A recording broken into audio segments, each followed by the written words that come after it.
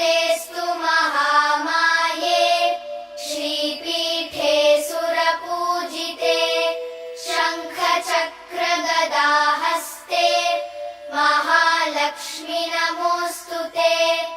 नमस्ते गरुडारूढे कोलासुरभयङ्करि सर्वपापहरे देवी महालक्ष्मि नमोऽस्तुते। सर्वज्ञे सर्ववरदे सर्वदुष्टभयङ्करि सर्वदुःखहरे देवी महालक्ष्मि नमोऽस्तुते। सिद्धिबुद्धिप्रदे देवी भुक्तिमुक्तिप्रदायिनी मन्त्रमूर्ते सदा देवी महालक्ष्मि नमोऽस्तुते।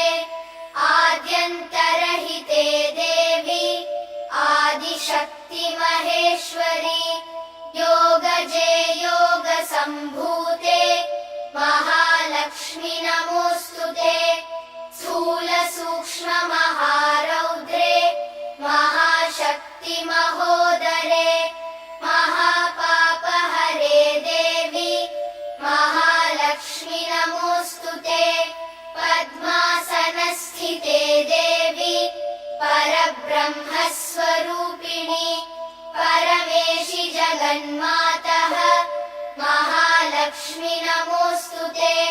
श्वेताम्बरधरे देवी नानालङ्कारभूषिते जगत्स्थिते जगन्मातः महालक्ष्मि नमोऽस्तुते। महालक्ष्म्यष्टकं स्तोत्रम् यः पठेत् भक्तिमान् नरः सर्वसिद्धिमवाप्नोति राज्यं प्राप्नोति सर्वदा।